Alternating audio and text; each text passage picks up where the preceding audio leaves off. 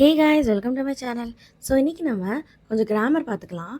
இன்றைக்கி நம்ம parts of speech பார்க்க போகிறோம். இங்கிலீஷில் இந்த பார்ட்ஸ் ஆஃப் ஸ்பீச் ரொம்பவுமே முக்கியம் சென்டென்ஸ் ஃபார்மேஷனுக்கு. ஸோ வாங்க வீடியோக்குள்ளே போகலாம். இங்கிலீஷில் 8 பார்ட்ஸ் ஆஃப் ஸ்பீச் இருக்குது. ஸோ இன்றைக்கி நம்ம 4 பார்ட்ஸ் ஆஃப் ஸ்பீச் பார்க்கலாம், எப்படிலாம் யூஸ் பண்ணுறோன்னு. ஸோ நீங்களும் பேசும்போது உங்களுக்கு ஈஸியாக இருக்கும். ஃபஸ்ட்டு நம்ம பார்க்க போகிறது நவுன்ஸ். நவுனுங்கிறது தமிழில் பெயர்ச்சொல் அப்படின்னு சொல்லுவோம்.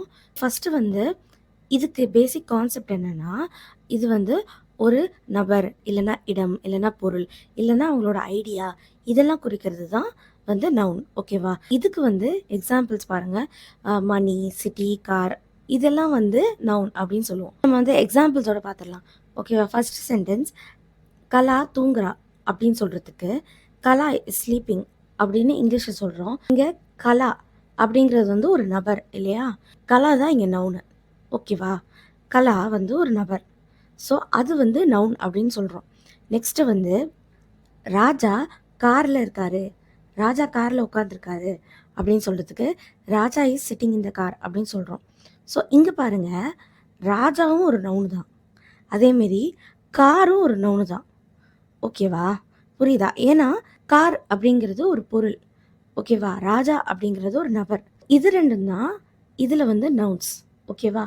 அடுத்தது சுச்சி வர்றா அப்படின்னு சொல்கிறதுக்கு சுச்சி இஸ் கம்மிங் அப்படின்னு சொல்கிறோம். இங்கே சுச்சி தான் நவுன். ஏன்னா சுச்சி ஒரு நபரை குறிக்குது இல்லையா? சுச்சி தான் நவுன். அடுத்தது இங்கே பாருங்கள், மீனா டெல்லியில் வசிக்கிறார் அப்படின்னு சொல்கிறதுக்கு மீனா லிவ்ஸ் இன் டெல்லி.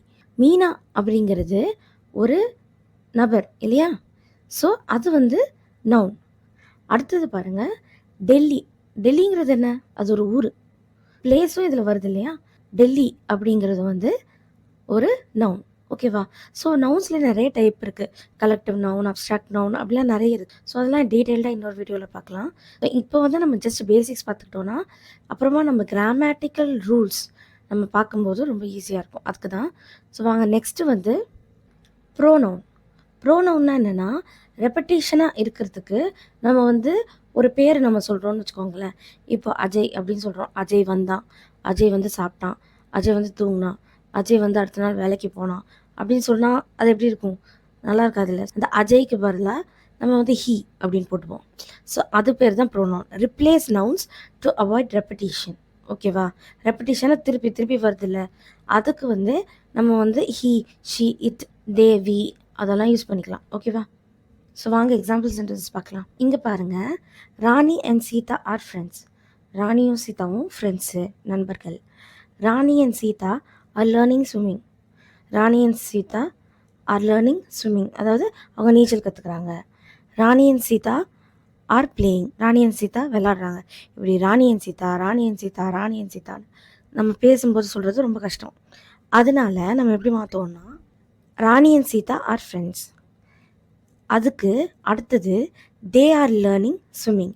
தேனா அவங்க. ஓகேவா? அவங்க ஸ்விம்மிங் கற்றுக்குறாங்க அப்படின்னு சொல்கிறதுக்கு தே ஆர் லேர்னிங் ஸ்விம்மிங். அடுத்தது என்ன? They are playing. அவங்க விளாட்றாங்க அப்படின்னு சொல்கிறதுக்கு தே ஆர் பிளேயிங் அப்படின்னு சொல்லணும். ஸோ புரிஞ்சுச்சா? இதான் பேசிக் ஐடியா. ஸோ அடுத்தது இந்த எக்ஸாம்பிள் சென்டென்ஸ் பாருங்கள். நான் கடைக்கு போனேன். I went to the store. Store மூடி இருந்தது, அதாவது இந்த கடை மூடி இருந்தது. ஒரு தடவை கடைன்னு சொல்கிறோம்ல. நான் லிவிங் திங், அதாவது அக்ரினேக்கு நம்ம என்ன யூஸ் பண்ணுவோம்னா இட் அப்படி தான் யூஸ் பண்ணுவோம். ஸோ இங்கே நம்ம எப்படி மாற்ற போகிறோன்னா, I went to the store. நான் ஸ்டோருக்கு போனேன், நான் கடைக்கு போனேன். த ஸ்டோர் வாஸ் க்ளோஸ்ட் அப்படின்னு சொல்கிறது பதிலாக இட் வாஸ் க்ளோஸ்ட்.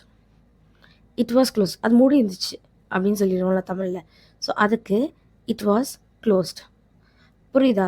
நம்ம திருப்பி திருப்பி கடைன்னு சொல்கிறது பதிலாக நம்ம இட் யூஸ் பண்ணுறோம். ஓகேவா? அடுத்தது அட்ஜெக்டிவ்ஸ். அட்ஜெக்டிவ்ஸ்னால் என்னென்னா, ஒரு நவுனையோ இல்லை ப்ரோனவுனையோ டிஸ்கிரைப் பண்ணுறது. அவள் ரொம்ப உயரமாக இருக்கா அப்படிலாம் சொல்லுவோம்ல, அது என்னென்னா ஒரு வர்ணிக்கிற மாதிரின்னு வச்சுக்கலாமே. ஓகேவா? அதுதான். ஸோ எக்ஸாம்பிள் சென்டென்ஸ் பார்க்கலாம். பந்து சிவப்பாக இருந்துச்சு. The ball is red. The ball is red. இப்போ ரெட்டுன்னு நான் ஒன்று சொல்கிறேன்ல, அந்த பால் நவுனு. அது எப்படி இருந்துச்சு? ரெட்டாக இருந்துச்சு, சிவப்பாக இருந்துச்சு. ஸோ அதை சொல்கிறோம்ல, ரெட்டு தான் அட்ஜெக்டிவ். ஓகேவா?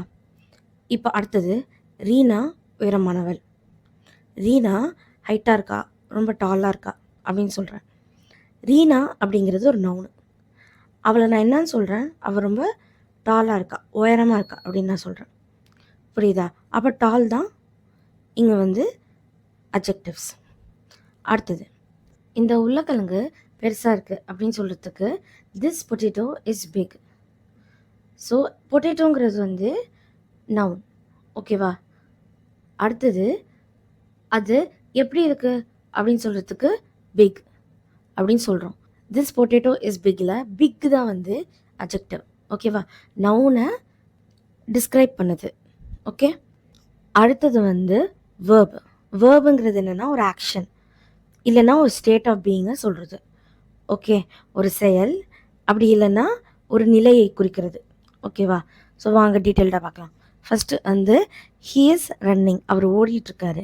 ரன்னிங் அப்படிங்கிறது என்ன? ஒரு செயல் தானே. ஸோ அது வந்து வெர்ப். இப்போ இதே ஹீ இஸ் ஈட்டிங், அவன் சாப்பிட்டுட்ருக்கான் அப்படின்னு சொன்னால் சாப்பிட்றதுங்கிறது என்ன? ஒரு செயல். வெர்பு வந்து சாப்பிட்றது, அதாவது ஈட்டிங். ஓகேவா? அடுத்தது adverbs, prepositions, conjunctions and interjections.